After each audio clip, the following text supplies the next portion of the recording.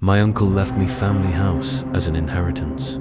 There were just two rules: never sell it and never open the basement. Today I learned why.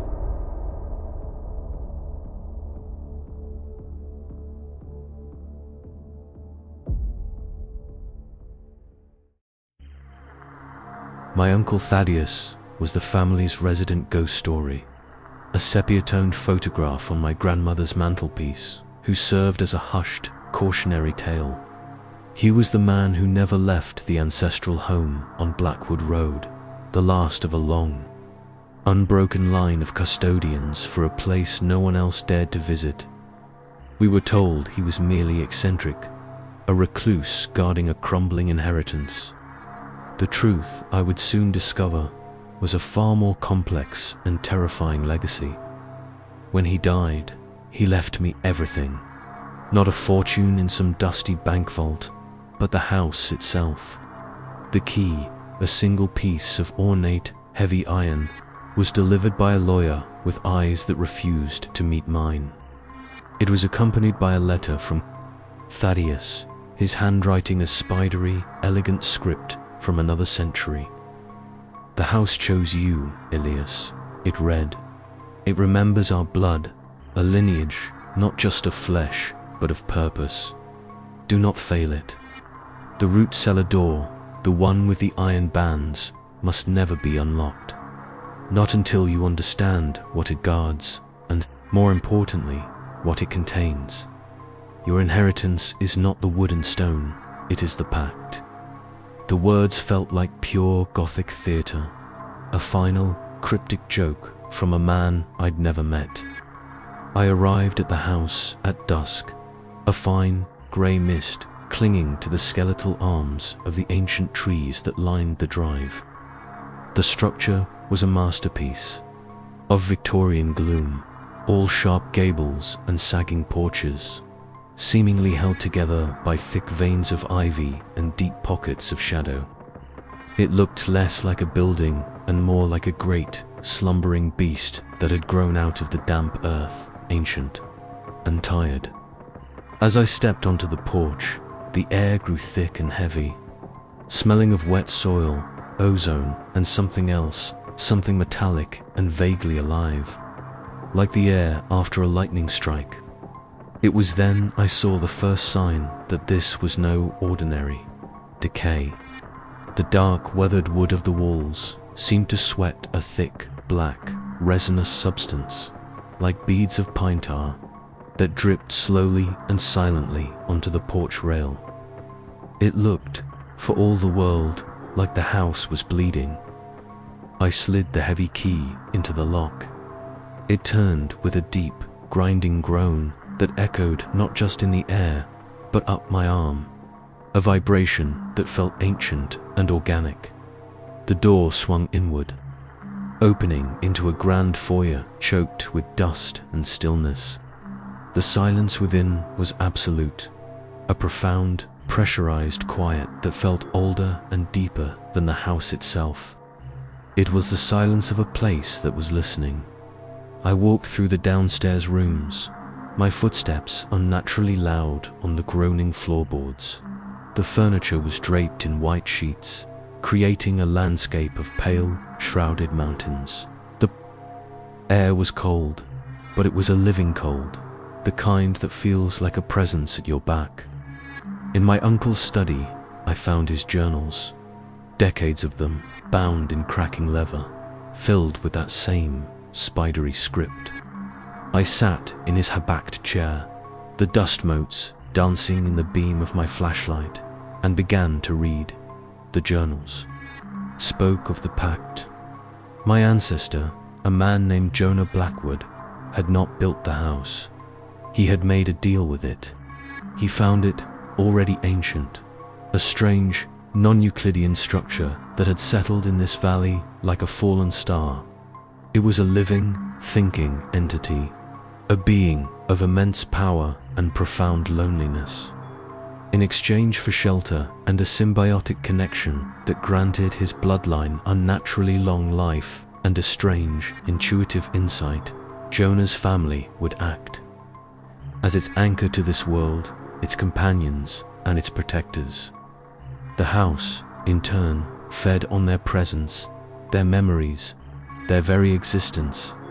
It was a symbiotic relationship bordering on the parasitic. But the journals grew darker. They spoke of the house's fear. It was not a god. It was a refugee hiding from something else. A cosmic predator, a being of pure entropy that hunted things like it across the void. The house had come here to hide, and my family, for centuries, had been the lock on its door. The black blood I had seen was a manifestation of its anxiety, a physical symptom of its terror. And Thaddeus's final entries were filled with a frantic, desperate scrawl. "It has found us," he wrote. "After all these centuries, the hunter has found the trail. The wards are failing. I am too weak. The blood is old. It needs a new anchor. It needs new blood." My inheritance was not a house. It was a sacrifice. And the hunter was coming. The first night in the house was a sleepless eternity spent in the suffocating embrace of my uncle's her-backed reading chair, his journals spread across my lap like ancient, forbidden texts. The things I read were the scriptures of a madman or a saint. They detailed the symbiotic pact with a chilling, matter-of-fact clarity. The house was a living entity, a refugee from a cosmic war I could not comprehend. And my bloodline was its anchor, its warden, its companion. Thaddeus's final, frantic entries about a coming hunter felt like a fever dream. I tried to dismiss it, to rationalize it as the paranoid ramblings of a lonely old man. But the rhythmic, deep, groaning sound that vibrated up from the floorboards, the sound of a colossal lung filling with air, told me otherwise.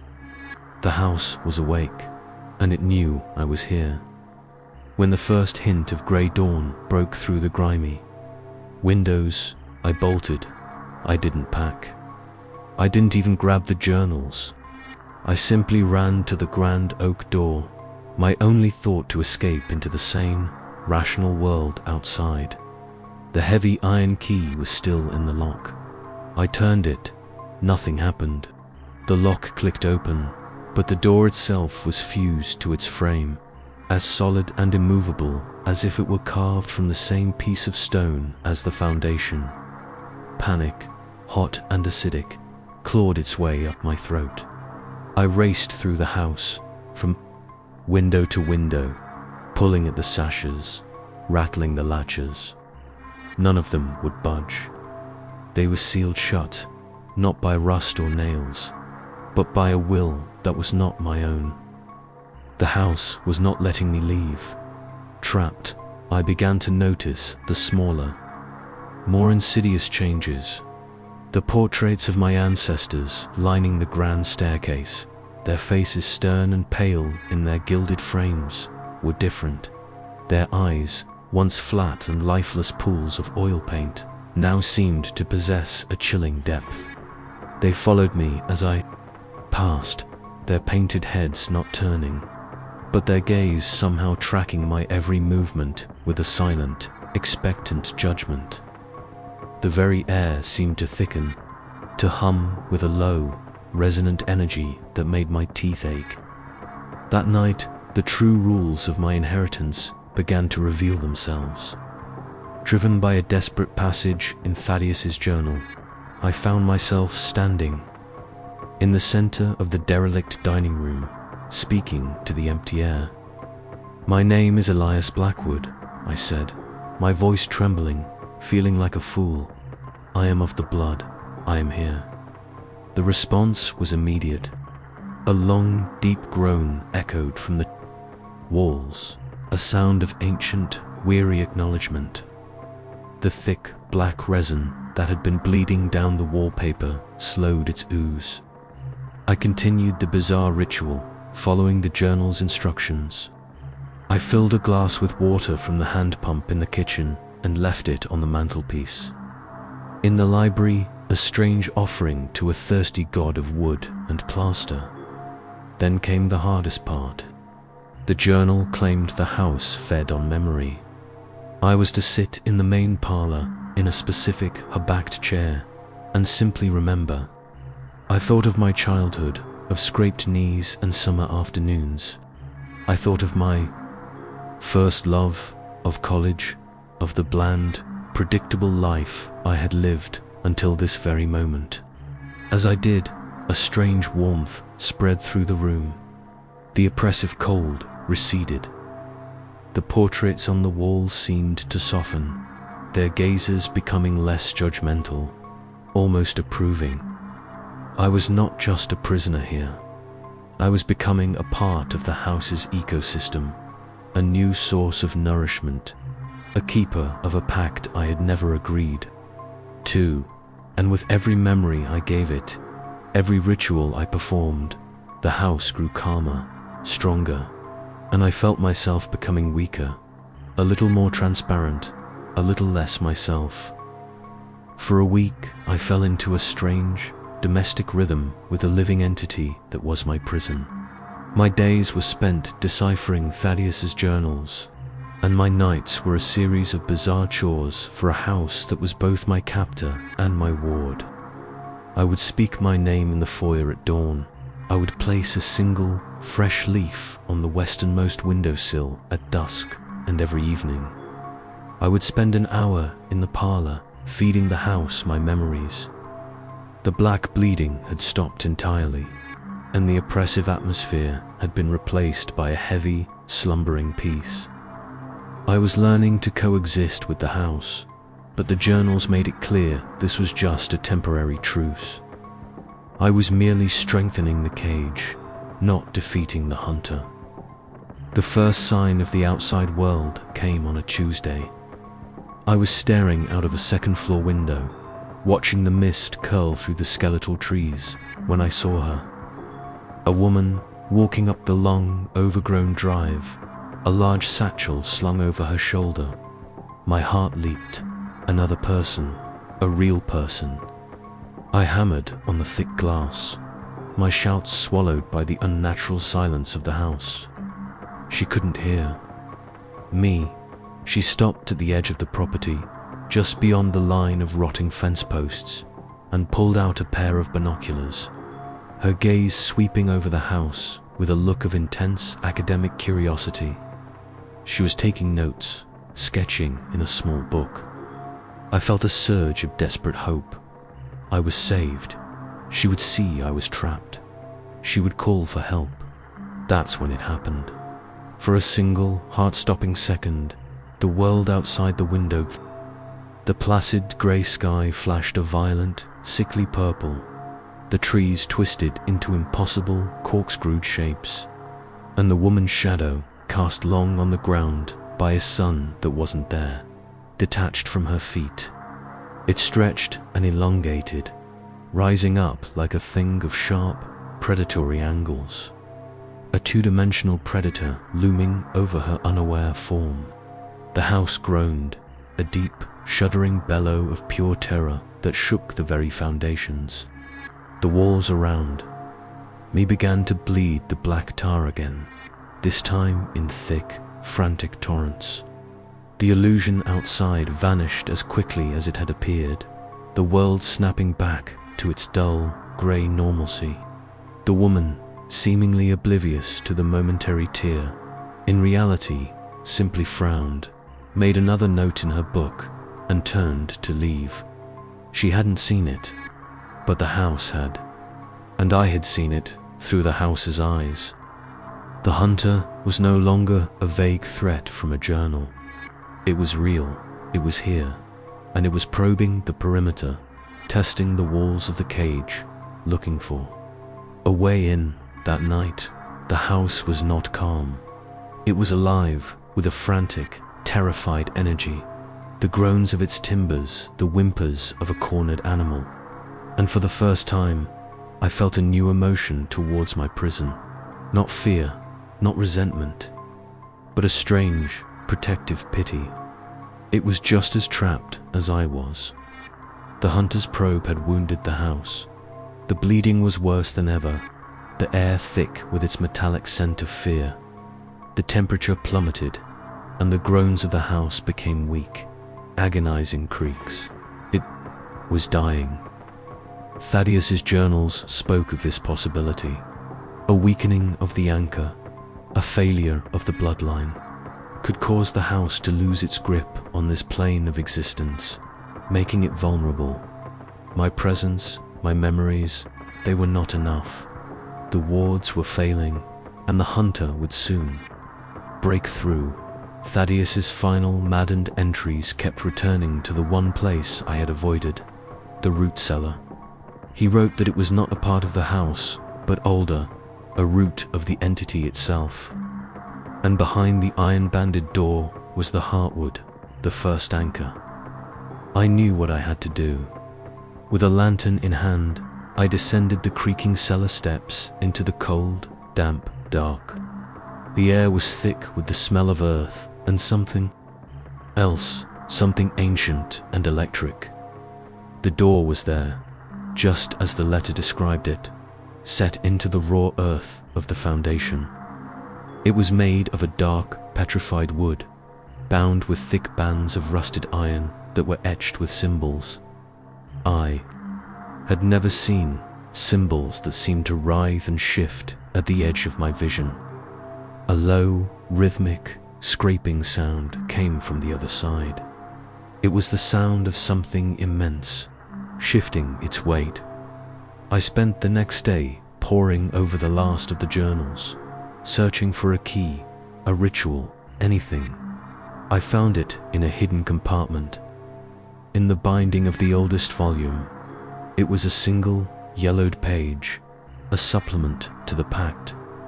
It explained the nature of the first anchor.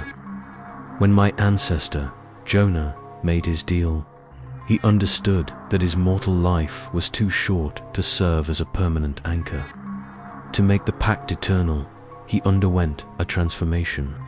He merged with the house's consciousness, becoming a being of flesh, and wood, thought, and architecture existing outside of linear time. He was not dead. He was the house's living core, its heart, its memory. The door was not a physical barrier, but a psychic one, a membrane into his ancient, alien consciousness. The text described him not as a monster, but as the first warden, and warned that direct contact could shatter a modern mind. But it also said that in times of great peril, the warden could share his strength if the current air proved his worth.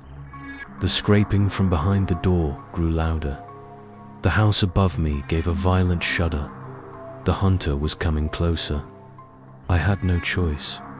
I had to open the door. I had to speak to the thing that had once been Jonah Blackwood. And as I stood before that iron-banded portal, I realized why the house felt fear.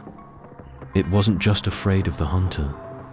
It was afraid of what unlocking this door would do to me, the last of its precious, fragile bloodline.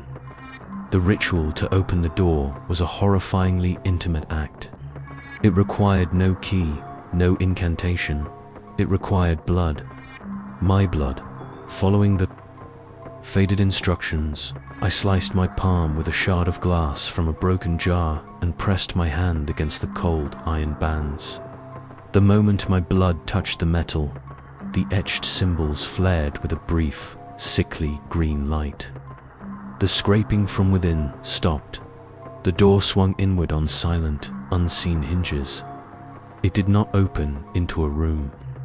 It opened into a void of absolute, sensory-depriving darkness. From that darkness, a wave of pure psychic energy washed over me, a tidal wave of raw, unfiltered experience. I saw everything. I saw a silver nebula being fleeing across galaxies. I saw it crash into a young, primordial Earth. I felt its loneliness over millennia as it grew, shaping itself into a form that might attract the planet's fledgling life. I saw my ancestor, Jonah, a man with haunted eyes, stumbling upon it, recognizing a fellow refugee. I felt their pact, a fusion of hope and desperation. And I saw the hunter, a being of pure nothingness, a tear in the fabric of space, sniffing the trail across dimensions. The memories were not mine, but they became mine. 1,000 lifetimes poured into my soul in a single, shattering instant. I collapsed, my mind fracturing under the strain. As my vision swam, I saw it in the darkness. The eye, a single, colossal, ancient eye, the color of faded gold, weeping a tear of black resin. It was not a monster, it was my ancestor, and it was in agony. The contact, however brief, had changed me. The house was no longer just a building. I could feel its consciousness as an extension of my own. I could feel its pain, its fear, and the weakening of the wards like a sickness in my own bones. And I could feel something else. Outside, the woman, the historian. Her name was Lila. She was still there, at the edge of the property, drawn by the psychic upheaval. She couldn't see the hunter, but she could feel its wrongness. And her own knowledge of folklore and forgotten rituals was causing her to unconsciously reinforce the very wards she was studying. She was helping. I focused my will, pushing a single thought out from the house, a desperate, silent plea. Help me. Outside, I saw her gasp, her head snapping up to look directly at the house. Our minds had connected. A new pact was being formed. Now we were three. Me, the new anchor. The house, our sanctuary and our prison. And the woman outside, our only link to a world we were trying to save. The hunter was no longer just probing. It was preparing its final assault. And we were, for the first time, ready to fight back.